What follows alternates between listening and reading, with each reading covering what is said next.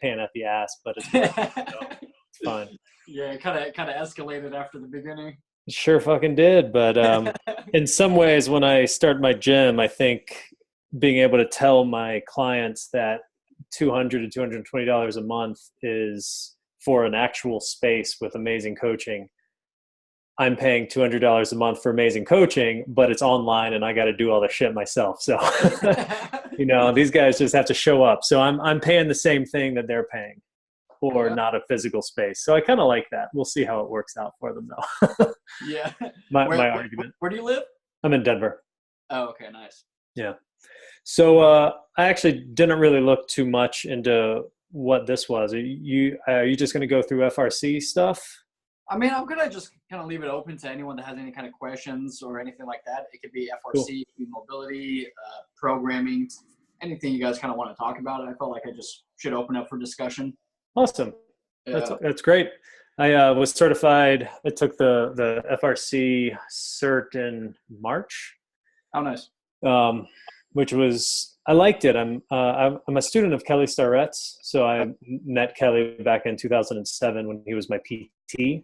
And then he dragged me to San Francisco CrossFit. And so, I coached there and was an athlete there, and like what Speen is doing with FRC, and love blending the two of them together, especially with my background as a former professional ballet dancer, which is basically like I had a lot of flexibility, and I slowly increased my active strength, mobility, however you want to say it, FRC wise, over many, many years. So yeah, I'm sure your flexibility is pretty awesome after that. It's not bad. It's not bad at all. Hey, what's up, guys? Hello.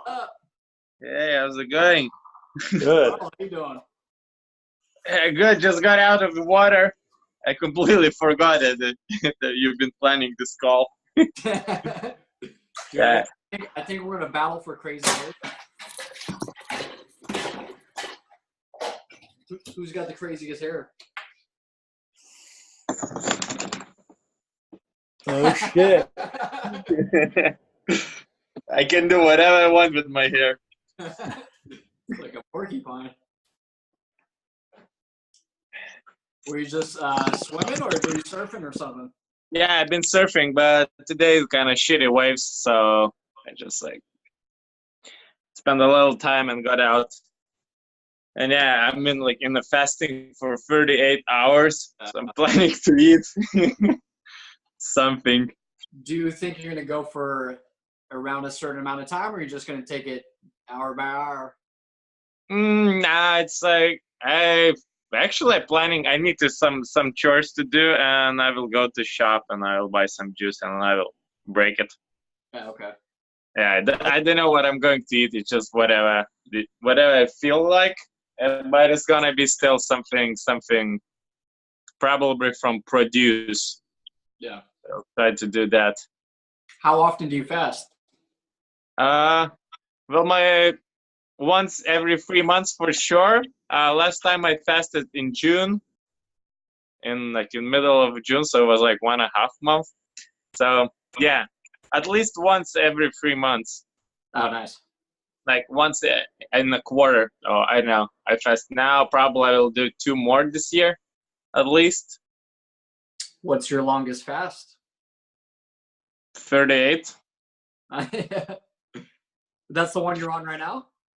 I've been the last one before was 38 as well.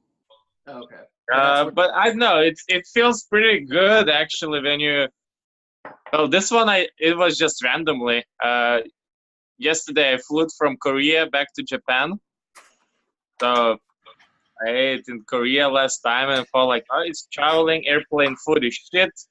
Airport food is so expensive and usually shit. So I just skip it. And I needed to ride in train. So that was kind of easy. I got back in my house at 4 p.m. So I was okay, I'm going to surf. And it was sick, pumping. So I surf a couple hours and it's evening. Time to go sleep, drink some tea. I'm okay. There you go. I'm into it. Yeah, so Yeah, it's actually with every single fast I found it's easier and easier. Yep. Roop did a 5-day fast earlier this year, which sounded ridiculous. I want to do like a 5 to 7 day fast. Right Yeah, I'm now, looking first. Probably I will do the juice fast for 3 days, and then just water fast for 3 days, and yeah, just build it up to this. Oh, yeah. Mike. What's up, guys? I've been fasting for like an hour. Been pretty good. You know, I'm feeling pretty satisfied Tell me right about now. your fat crawls. Yeah, I'm Nice. actually fasting for like 5 minutes right now. Yeah. Sweet. Yeah. Yeah, I'm gonna try to hit the 5 to 6 day next. I think September. What's the purpose of that? Huh? What's the purpose? The 5 or 6? Say that again. What was the purpose? Oh, the 5 or 6. Yep. Oh, What are your goals? to achieve from that? Yeah, I mean, Yep. I'm trying to get into that state of autophagy where I'm just breaking down all the useless tissues and cells. Yep. And just really kind of clean up my gut health. Because since New York, it's just been a mess. Oh, yeah. Cool. So, yeah, my gut is not feeling well right now. I have a lot of inflammation in my body, and I need a detox. Yeah. Better do it before Texas. Yeah, that's why I jumped in now, like randomly after, because Korea food's so good, and I ate so much shit over there. So I'm like, okay, traveling back is kind of perfect way to do it. Restart. Yeah. Wait, so DJ, you and Mirth are doing this 10,000 calorie thing every month? No, we're just doing it one time, hopefully. That's it? I mean, we can do it again. We're just gonna film it one time. Okay. That's a lot, dude. 10,000 is a lot. And let me get in that. Yeah, hey, if you want to get in on it, you have to put down 10,000. Bro, come on. Liquid calories don't count. All solid. Do you think I have a problem with that, dude? 10,000 is easy. I think you could do it. That sounds easy, fun. dude. Like those days we had in New York were not near 10,000. No. That might have been 6,000. Yeah, that was about 5 or 6, and I was definitely feeling it. Is there a strategy on what to eat for the 10,000? I mean, I probably should have stayed away from so much dairy. That's probably what I should have done. It was The ice cream sandwiches. Yeah, maybe stick to like fats, and fats will be very satiating actually. Maybe just carb load in the beginning. I don't know. Oh yeah. I'm thinking about like pre-planning it, mapping it out, and putting in like MyFitnessPal, the menu options. Yeah, you gotta start early too, because you're gonna need some breaks here and there. Maybe wake up at like 4 or 5 a.m. Get going. We're doing it all together. Dude, I'm in. I'll fly down. Next Tuesday we're doing it. Are you really? Mm-hmm. Why so soon? What is that? That's the 7th? G Money said he's down. I know G Money can throw down. I believe that.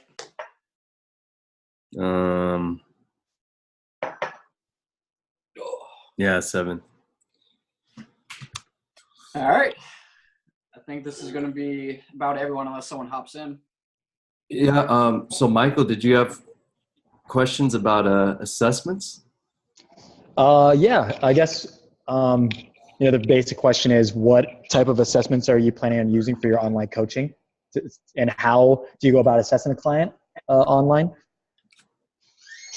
I mean, personally for me, I have not done online coaching yet, so I haven't done any kind of online assessment. I mean, I've thought about it for sure. I mean, how I would go about it. I mean, I'm gonna definitely come up with stuff that's gonna be more in depth and definitely release them out in the future for sure, because this is something I want to get into more. But something that is just pretty much second nature to me is I want to see how they move, and I want to see how their joints move. So I would do something more active. And I know like everyone's gonna be like, oh, cars this, cars that, but I mean, yeah, I do like cars as a nice foundation because I can pinpoint certain joints that I'm trying to look at, and I'll take them through certain ranges of motion, and I'll be able to just see where they're at, how they're moving with motor control, and how they're working with active ranges of motion.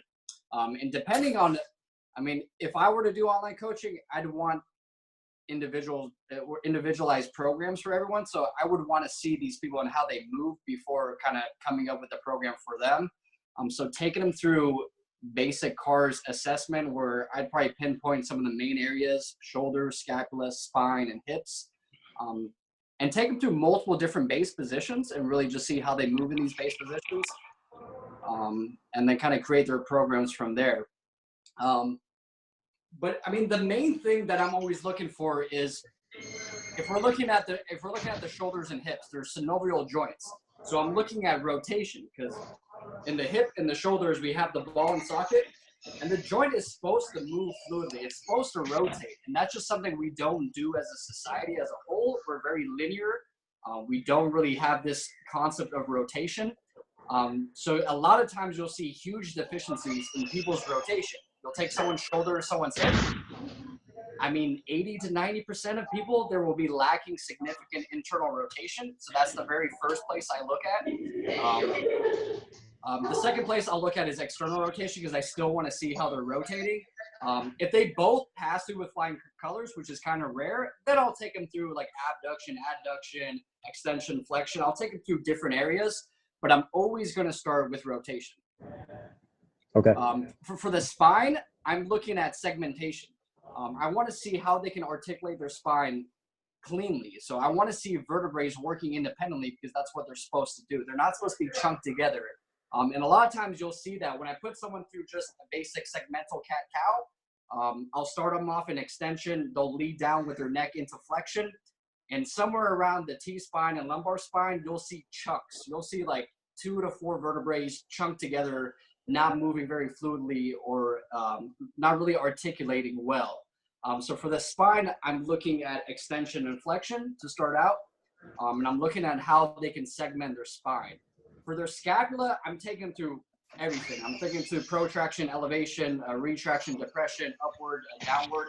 I'm taking them through the full ability, and I want to see what type of motor control and fluidity they have in their scapula. That's going to be one of the main things I always find in most people. They don't have the neural drive or the motor control to be able to actually understand how to move their scapula as a whole. So shoulders and hips, you'll find a lot of rotational deficiencies, mostly in internal rotation. Spine, you'll notice segmenting issues, probably T-spine, lumbar spine, but you'll see them everywhere.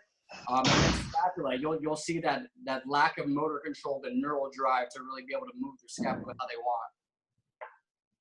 Cool. So this would be the assessment that you're trying to give people online, like a more joint by joint, very specific. Yeah. Is this for a specific like mobility program, or is this for the overall programming? Wait, say that again.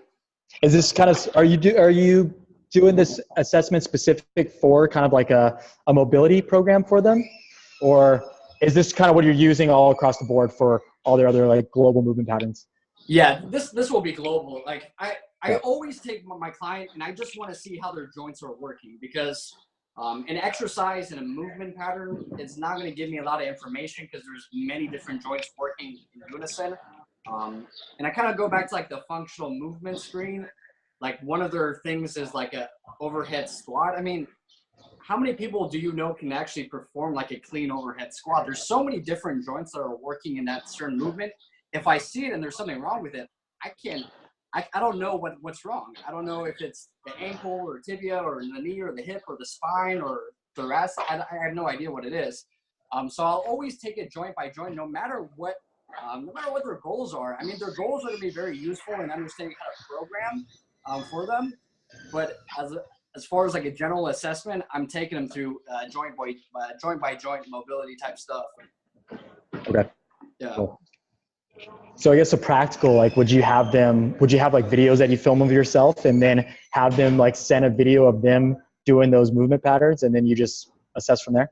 Exactly. Yeah. So Cool. like you said, film myself doing those movements, see if they, and kind of give them, you don't want to give them too many cues, but you want to get them just enough so they understand what they're supposed to be doing.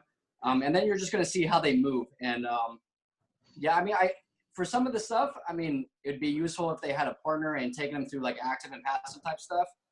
For some people, that's not going to work, but I can probably draw up certain things that will still take them there without needing like a partner there for that. Okay. Yeah. Cool. That's some of the questions I had. Okay. Anybody else want to take over?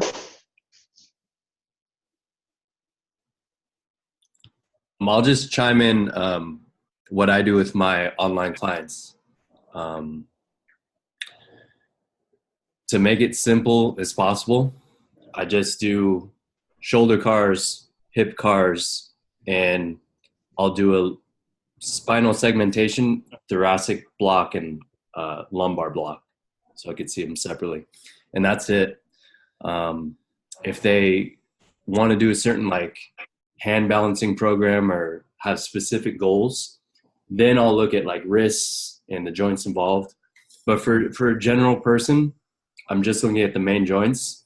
And as stuff comes up, like I have issues here, then I'll break it down further. Or if I see stuff popping up with their squats or other movements, I'll break it down. But usually those are just the ones I'm going to give them the same thing almost. So I just want those videos as before and after, to be honest. Okay. So I'm always going to give them work on shoulder and hip mobility and spinal segmentation. So really that's for my before and after. But it's good to have them actually, if they haven't done cars before, and see what they're capable of, and then have the intention moving forward of I need to increase that or I have a goal for that. It also helps. But yeah, especially if you have if you're trying to do like a template or something, those are easy few things that everyone could do, and that is pretty easy to spot visually. Okay. Do you have anything to add to that, Amir? No, I totally agree. And the other great thing about something like that, when you're giving them like a little taste of stuff, they're learning about their body. So it creates a little bit of interest as well, because they're learning stuff about their body that they didn't know before.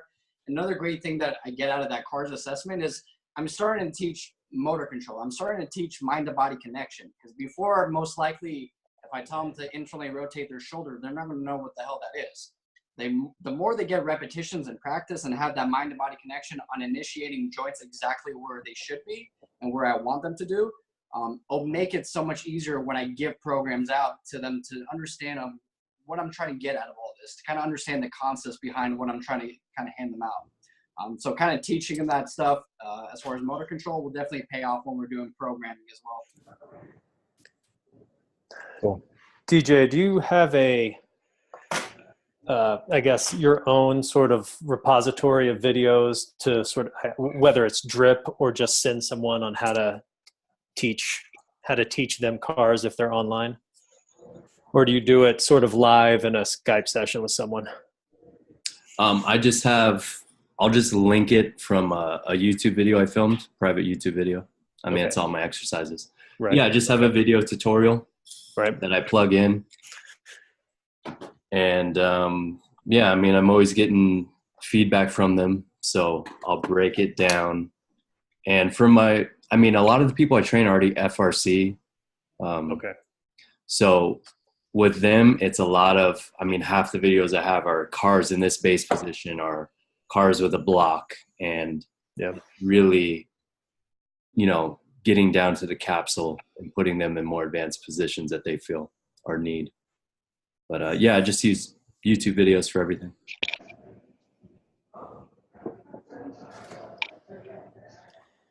Is anyone else here doing online training currently?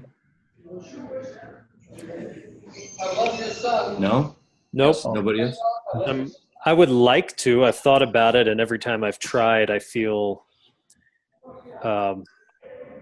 stuck in the process because it's not physical. I'm not there, and that's what I'm used to training in. So I haven't really I just haven't gone forward, and now I'm opening a gym. So I'm going to have my focus is on that brick and mortar. But within the gym section, I want to create an online program in coaching for dancers across the country and the world to bring in FRC stuff. My background is ballet, and the strength stuff from Kelly Starrett and CrossFit that I did back in 2007 for so long. I think it'll be good. So I got to figure out how to do the online where I feel comfortable with it. Dude, you should do it, man. Yeah. Mobility work, injury prevention, whatever hot taglines for dancers, I think would be huge. Yeah, 100%. Yeah. And that's good. You already have your niche that you know you want to market to. Dude, you should do it in August. Get it going. Yeah, we have I'll see if I can link them, but we've been doing online training webinars in the House of Fire. Okay. And so we can get those up. Mike, are you doing that too? You starting online training? Yeah, I've got a couple clients now. So, but it's more like this fitness strategist. So I'm just kind of talking once a week, and it's giving them homework to do, but not doing any programming for them right now. Mm. Yeah. How many clients do you have online, DJ? Like 80. Really? Jesus. Yeah, but I mean, a lot of them are just on the template. Yeah. Which is probably going to be discontinued soon. Is it? Or renamed. Is it the Chimera project? It might be. But okay. Tazy Quan, I'm starting with Mikael really soon. Oh, cool. That's awesome. You're going to train with him on his online training. Yeah, I suggest everyone gets online training too. Just so you could see, especially for formats and everything, what works and feedback.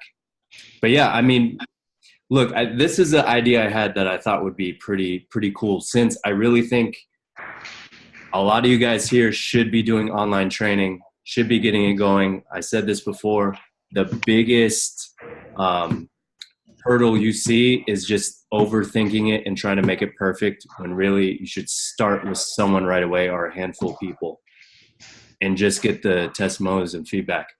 But for one-on-one, if we have someone like Amir available to do like FRA in-depth assessments, which is fucking hard and takes a long time. And I don't know why you'd even want to do it online.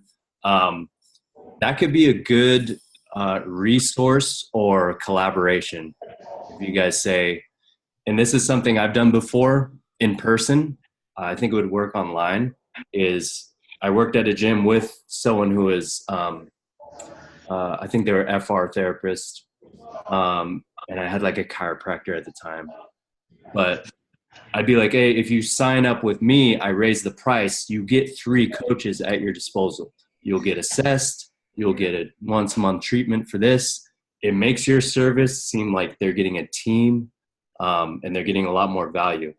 So a cool idea would be, if you want someone with a legit assessment, be like, all right, when you sign up, you get an hour or 2 with Coach Amir. You get assessed, blah, blah, blah.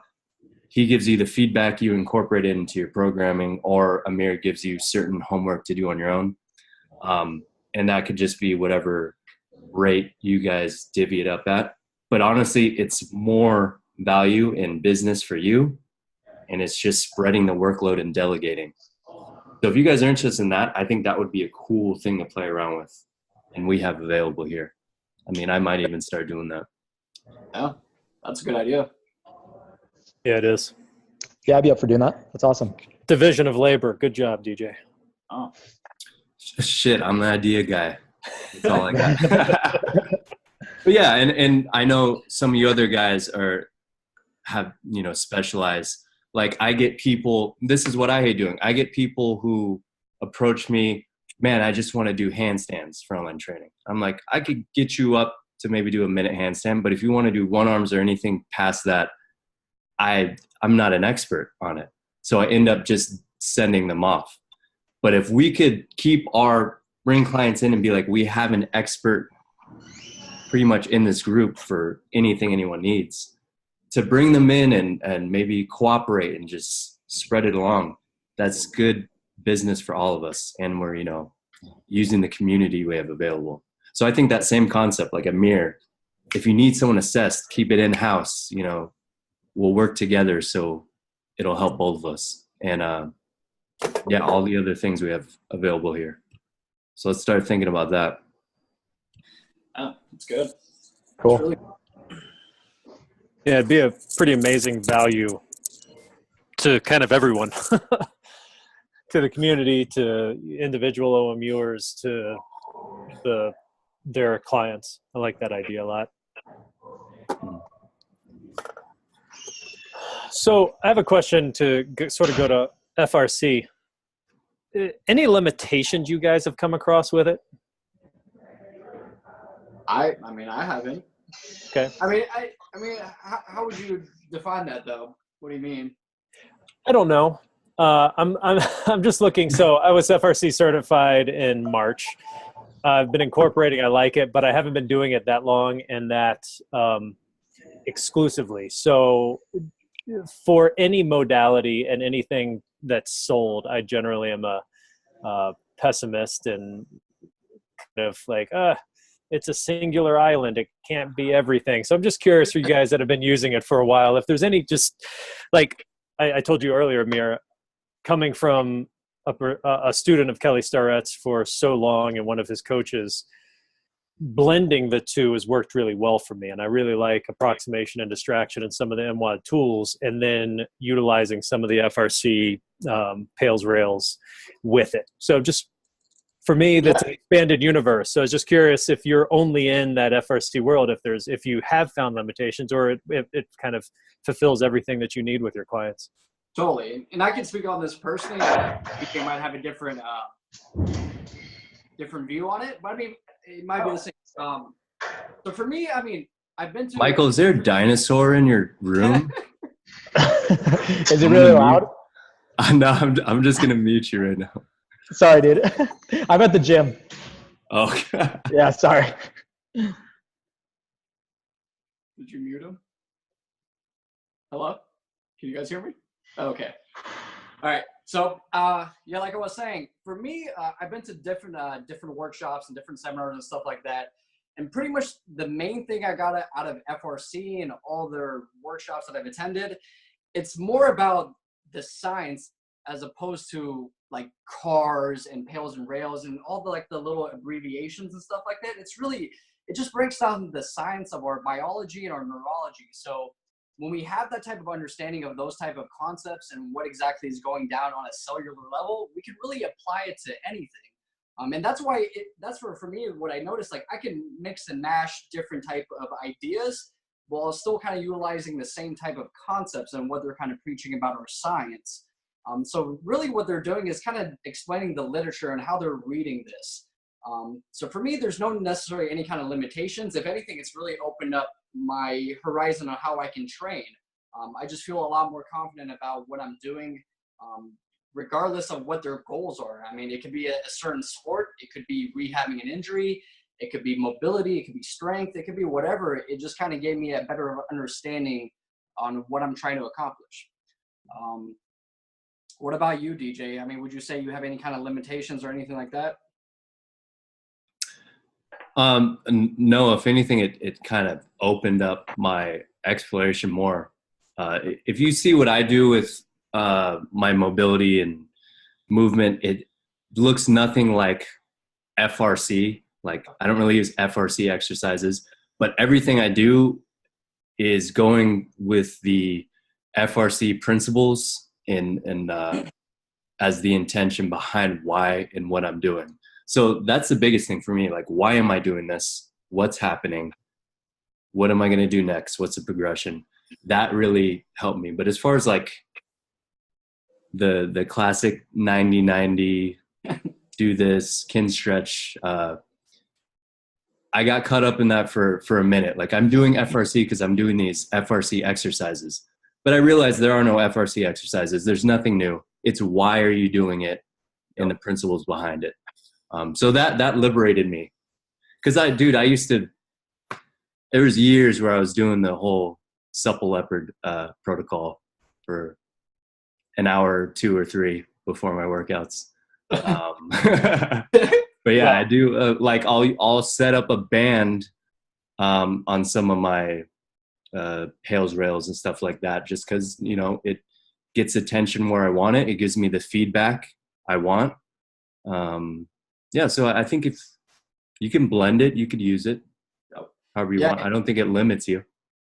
Yeah, I totally agree. I mean, like I think a lot of people, they kind of get caught up in like the abbreviations now, like, oh, you're doing cars or you're doing pails and rails. And some people are just doing that because they kind of went and they found like an exercise library more than they saw like the science and what they're trying to preach.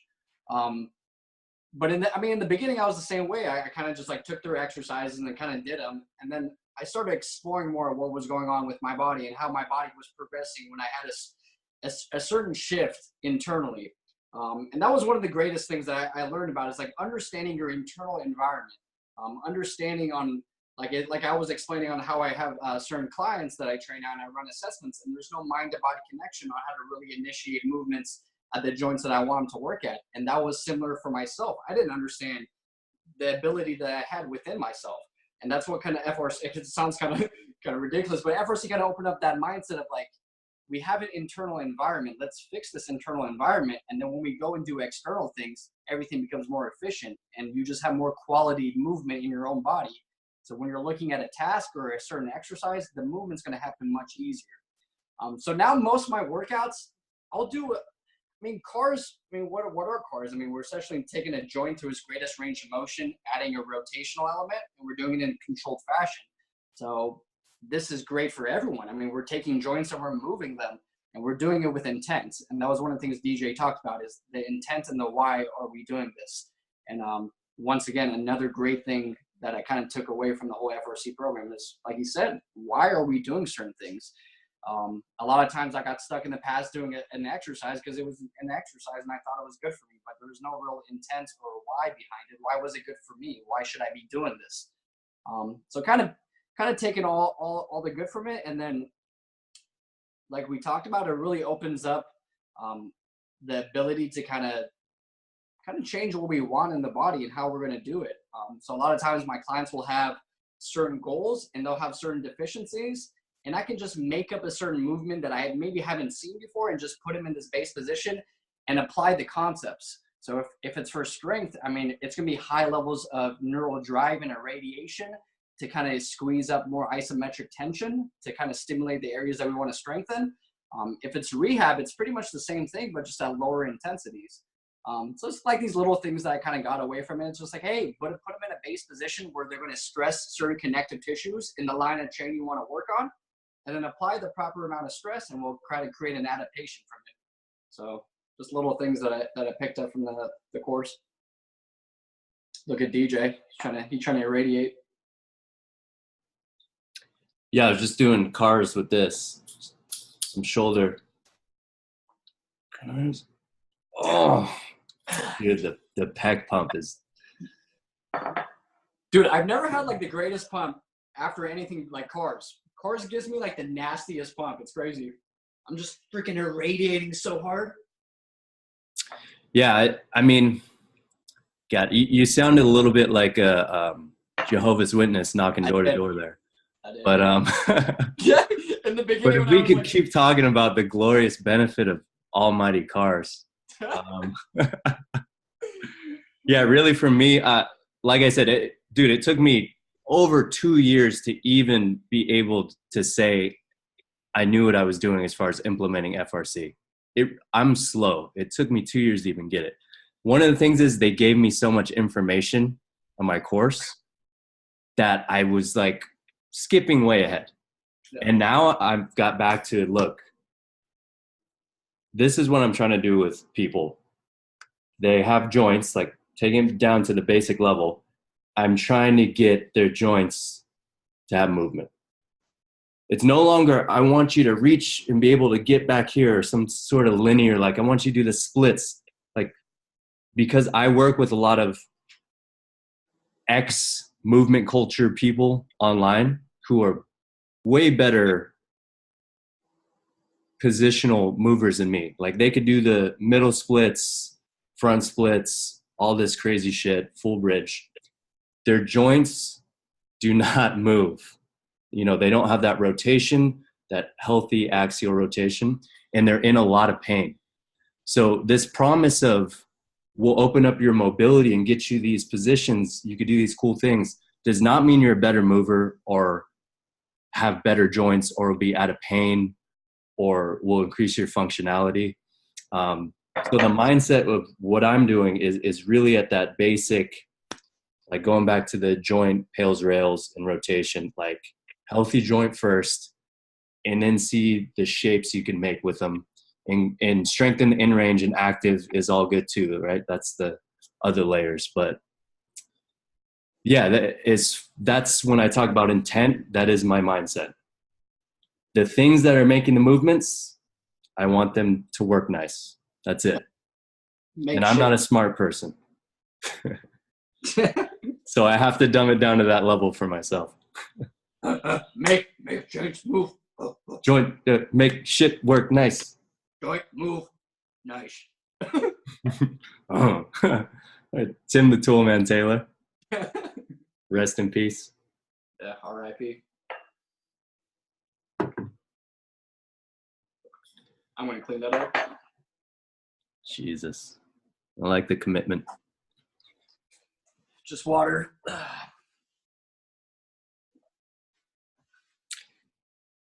right. Any other questions? Awkward. No. Times. Cool. Oh, you muted everyone. That's why. Yeah. Why is it so quiet in here? Mute. Go ahead and Yeah. So any other questions, raise your hand and I'll unmute you. I just unmuted myself. I actually have another question. He's beginning to believe. FRA. Tell me more about your experience with that. Yeah. I mean, I love the FRA a lot. It just really takes an in-depth look of assessments. So that's when we started diving in deeper on active versus passive ranges of motion. So we go joint by joint. We take each one through its greatest passive range of motion and then their greatest active range of motion. And that's when you'll see a lot of discrepancies between the two. And I mean, depending on who it is and kind of injury history and stuff like that, certain things might start making a little bit more sense. We're kind of just putting the pieces together as far as the puzzle goes. So yeah, I got a ton of information out of it. I got a lot of great assessment tools out of it, and just a deeper understanding of what I'm looking for when I'm trying to assess someone. Are you thinking about doing it? Probably. Yeah, I mean, I like the framework that Spina's kind of put together. It's interesting hearing you guys talk because to me, what I got out of the FRC was the science actually was very familiar, and it's part of my background. And my wife's a doctor, and it's interesting. Even Kelly knows this stuff. He just didn't sell it. Yeah. So when you coach with him and you train with him, he talks about like it's not that different. So for me, it's sad on the supple leopard aspect is that he just didn't care about it.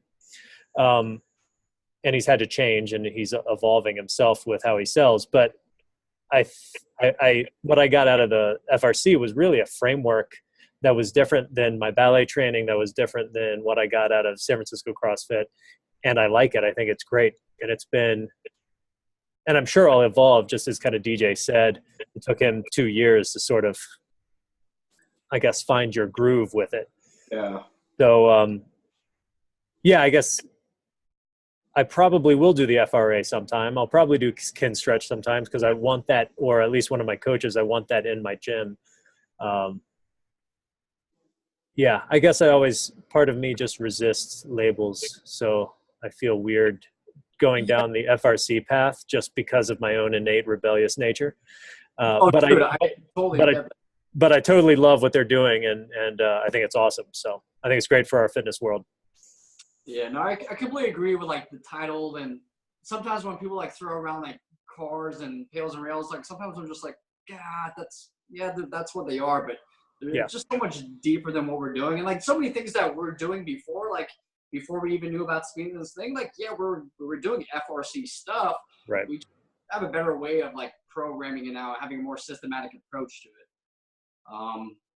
Yeah, but like sometimes like I see the labels and like people are like, "Oh, you're FRC." I'm like, "Yeah, but it just like to me, it's not a modality. It's not like a technique or a tool. It just kind of and like DJ said, like it took him 2 years. For me, I'm very obsessive and compulsive with certain things. So after like FRC, I literally spent every day, multiple hours, twice a day, just diving into the rabbit hole. And I started implementing all this stuff on myself. I didn't even start training any of my clients with any of the concepts or anything till like 3 to 5 months afterwards. Because I was just doing everything to myself, and it just turned into an exploration. And I tried to understand it internally. So I just started applying it to myself. And that's when I started learning about it even more, and things started to make sense. I really just had to apply it to myself and just kind of get a little obsessive about it night and day. And kind of glad where it kind of led me to, because it definitely opened up some different doors that I didn't know were possible. That's awesome. Yeah. All right. Michael has a question. You were saying the assessments can take up to an hour and a half. Do you feel that is necessary for all your clients to go through, or does it depend on the individual? Yeah, I mean that's a great question. It could vary on the individual. Honestly, would I love to take every single client through that? Absolutely. Is it absolutely necessary in the beginning? Probably not. Because I mean, even after an assessment, we're going to kind of create a hierarchy of needs. So if they're kind of basic goals, you're kind of looking at just some of the main areas that are most likely going to have dysfunction, because we're human beings. And it kind of goes back to the 3 or 4 that we listed earlier. But if it's someone that, I mean, you have more ambitious goals, maybe they're like an athlete trying to aspire to be collegiate, or they're on a professional level, someone that's maybe a little bit more the next level, is like, yeah, let's lay them out like a real assessment. Let's see what's going on with your entire body, and let's get to work quickly. But I mean, sometimes in like where I live, like it's a lot of house moms, and they're just like, hey, I just want to kind of be in shape and kind of do my thing. So I'm like, all right, let me check out some of the main areas, see what's going on with your body. If other things flare up or I see something in the future, I can always go back and assess on a deeper level and stuff like that. But in the beginning, for those clients, I'll probably be a little bit more generic. You're basically hitting on audience. Like Hunter says, sometimes his assessments take 3 hours, and I think that's probably with his pro sports people. Whereas if it's Gen Pop, you're just trying to, like DJ said, dumb it down and just get axial rotation and kind of get the basics and the low-hanging fruit. Yeah, I mean, if you have someone like that and they're doing freaking wrist cars, they're gonna be like, "What is this gypsy shit that you're trying to make me do in the beginning? Like, I just met you." So you stick to some of the more main areas, and they'll start to kind of understand what's going on. I mean, I've gotten a lot of like good feedback off the assessments. People get very curious about what's going on with their body, and I think that's a good conversation to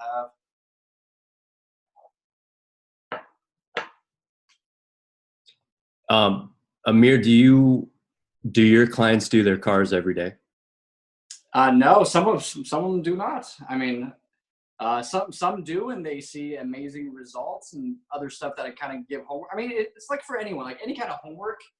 Some of my clients just choose not to do it, no matter what. I try to be very upfront and honest with them. I tell them what they need to be doing, what they should be doing. Some of them listen, some of them do not.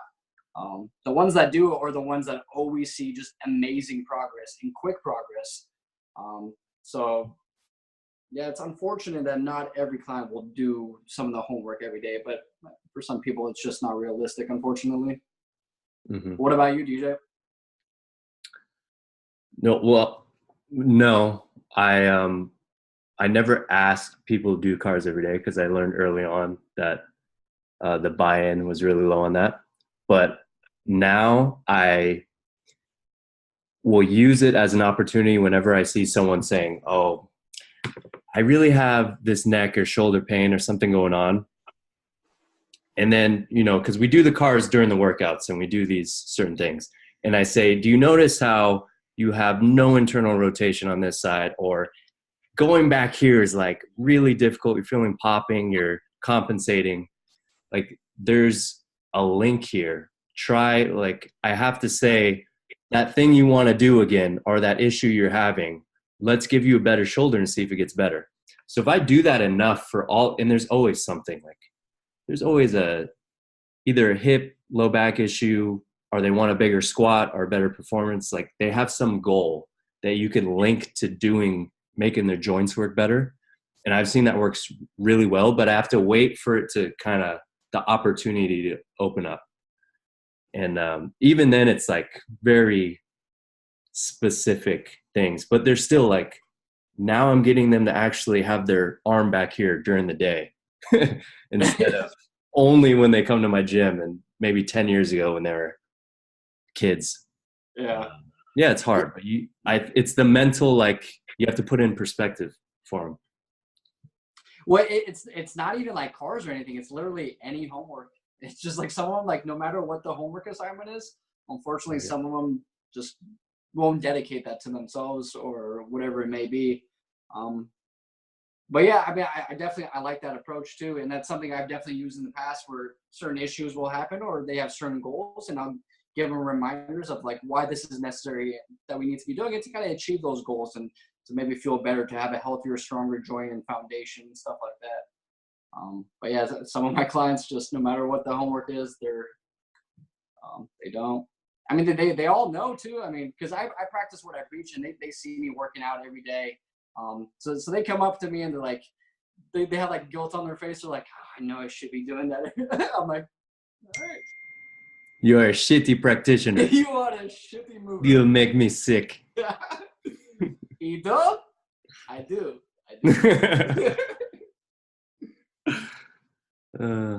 We'll edit that out. My bad. Are you like banned from them after that G Money post? I don't know. He hasn't written me back in a while. I'm sure he still cares about me.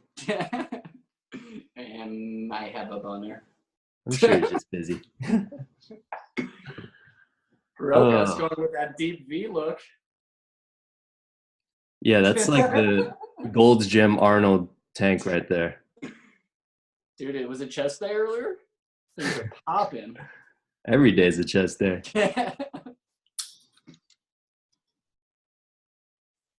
You have a big black dildo. You probably should edit that out.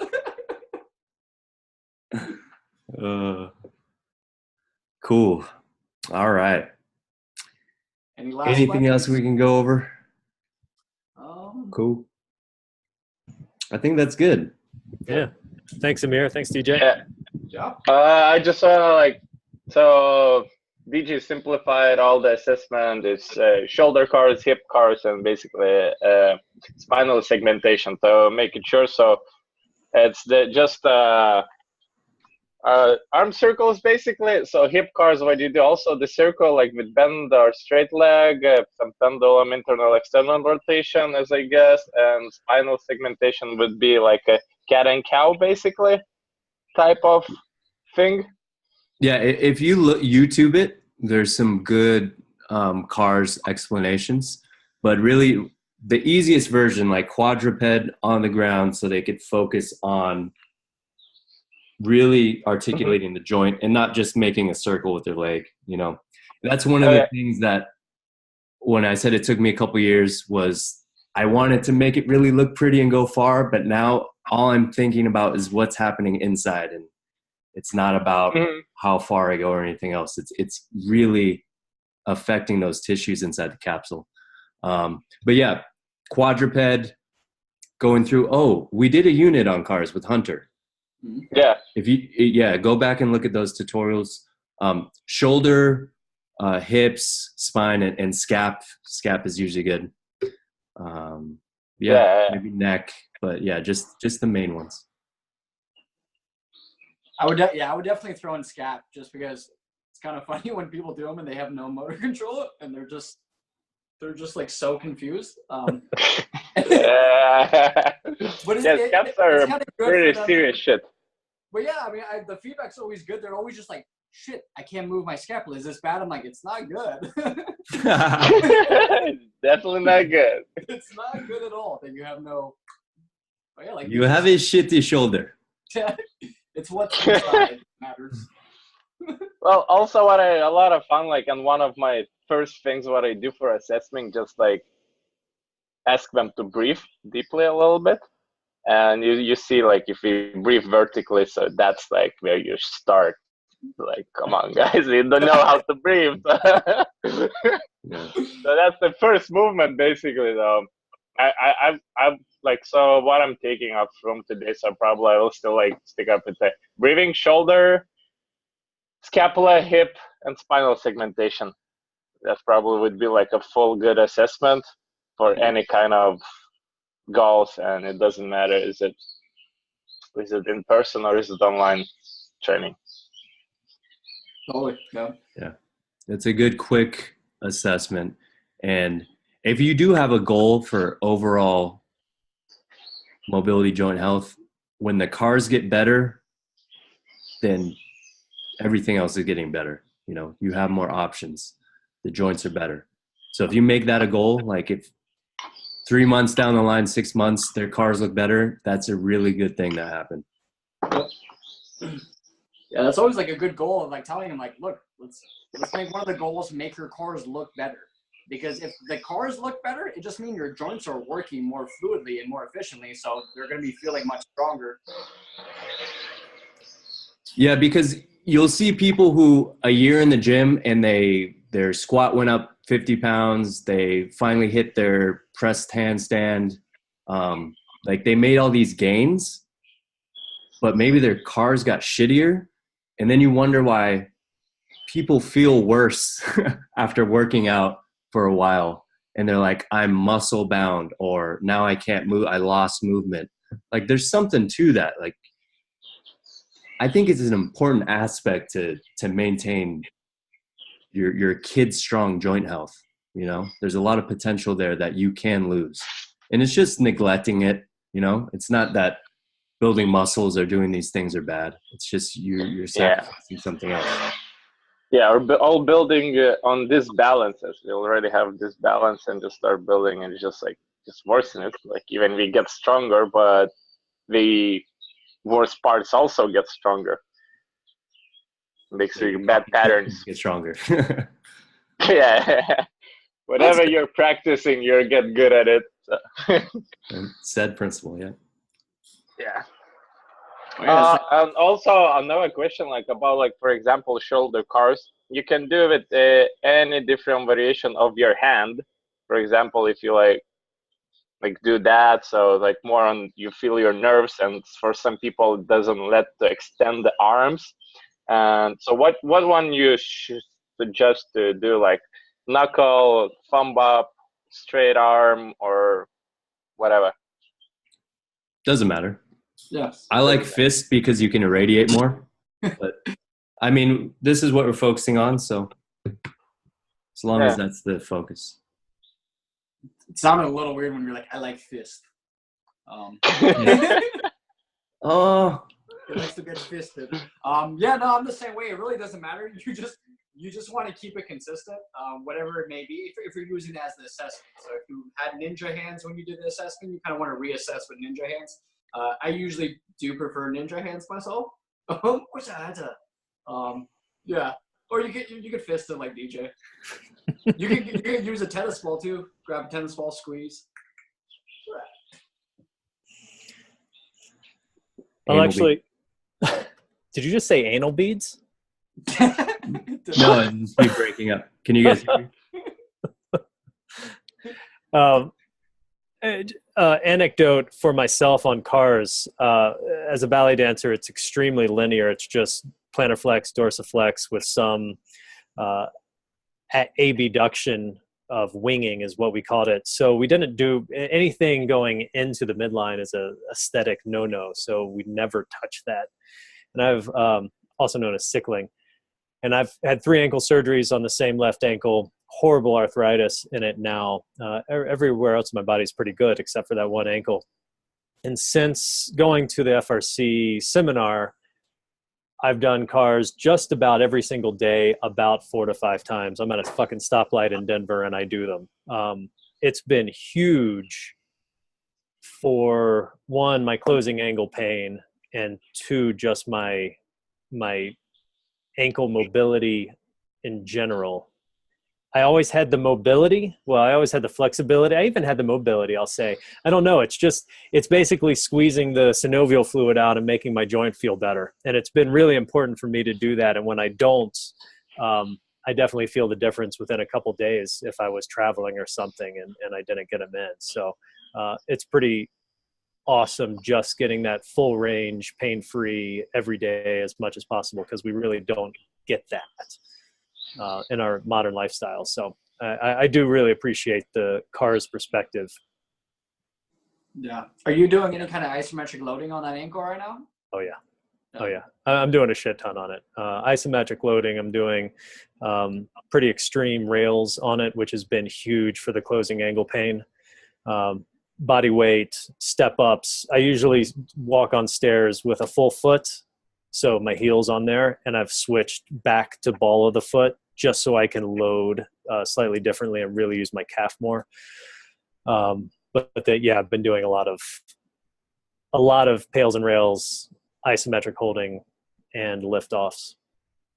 Nice. But the thing that's really helping is just moving my ankle in all of its ranges of motion every day, multiple times. I mean, I actually do think rails is great, but the rotations are awesome. But I mean, totally after, you said 3 ankle surgeries?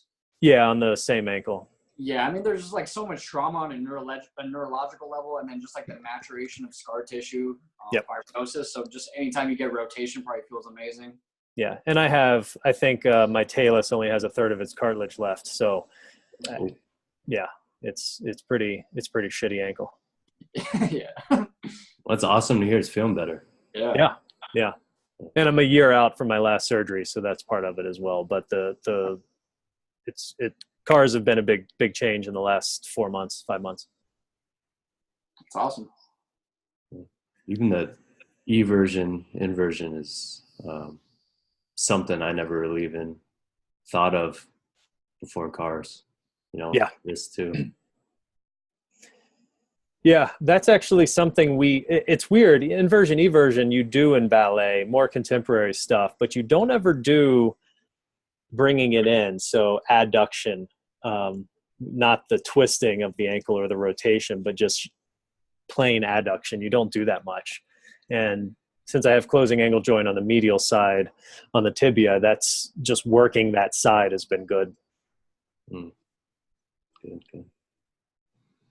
Cool. We really pumped up FRC today. Yes. Yeah, we really did. I feel like I should get paid for this.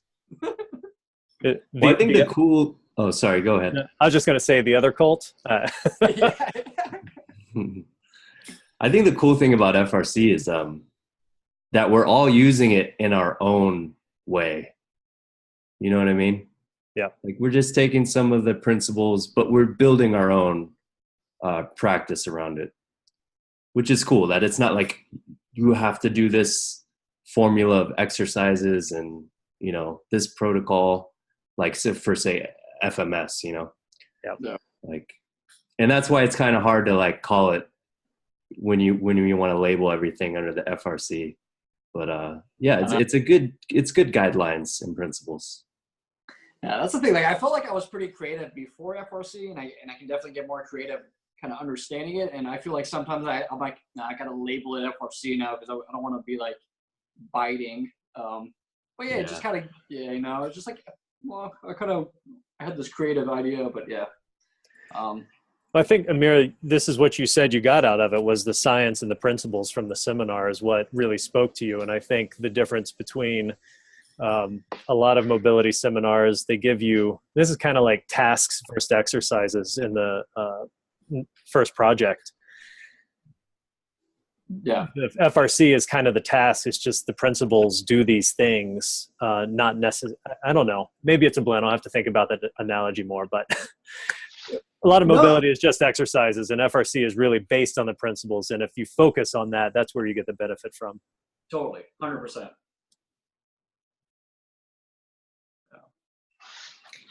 There is no movement. Yeah, literally. Damn. Exercises, dude. Like a squat. You know what I mean? You ever see those EMG readings where it's like, if you do a deadlift versus a trap bar deadlift, these muscles fire and these muscles. Yeah. And I'm like, dude, I guarantee you I could do the same looking squat, visually the same. And I could, with intention, make completely different muscles fire. 100%. It's totally what you're trying to do behind that movement. And that's the thing with FRC. Like I was looking on the site and doing arm circles and like these positions, but the like pails, rails, intention and bowing the stretch and, you know, finding the capsule, these different things, I think that's the money right there. The actual shit that you see people doing doesn't matter. It's what's going on in your CNS and what you're trying to do. Do you have a language that's evolved for you to help clients to get through to clients that perspective? No. What I do now is I try to block them and give them feedback, like tactile, as much as I can. Yeah. So now I'm setting them up in the position where it's like, you're going to go through that. And I'm like, I'm keeping it honest, and they're going to feel it right away. Yeah. And then if I bring them back to doing it on their own, I'm like, try to make it feel like that. If it feels easier, that's not the point. I want you to get those goodies and those nutrients in your joints. And I think just having them feel it and forcing them putting them in the proper position where they get to it, and then they know what they're supposed to get out of it. Yeah. Do you guys have any good cueing, Amir, that helps? I mean, yeah, and everyone's going to be different. So for me, it's like just having a good understanding of like the type of people each client are. It gives me an easier way to kind of break it down for some of them. Some you have to like be very general and basic, because some of the stuff, it just goes over their head. I mean, it's just like DJ says, like and I try to like use my hands to be visual. Like, we're literally going inside your joint. I want you to initiate that internal rotation of the joint, and we're trying to. So for certain people, I have different kind of cues. Some are going to be verbal, some are going to be tactile. So they'll be different. But you kind of get, after you do like a few assessments and you start training people like this, I mean, you start kind of developing your own language for sure.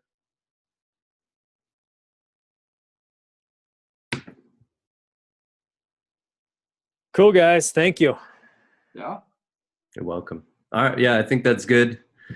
Good one today. Yeah, we'll do another one of these maybe next week or two. Cool. So some takeaways. Yeah, if you guys we need to do the online training, guys. So we'll do another one about that. You guys need to get started on it. No reason to wait. Don't perfect it. Get it going. So we'll talk about that later. And also using each other to add value to your services, I think, is a no-brainer. So as we all get to know each other and talk about what we do, I think it'll be easier to refer and ask for help and those things. So we'll get together again. All right. Cool. Thanks a lot, everyone. Have a good night. Yeah. Have a good night. Thank you, guys. Have a good night. I'm gonna smoke.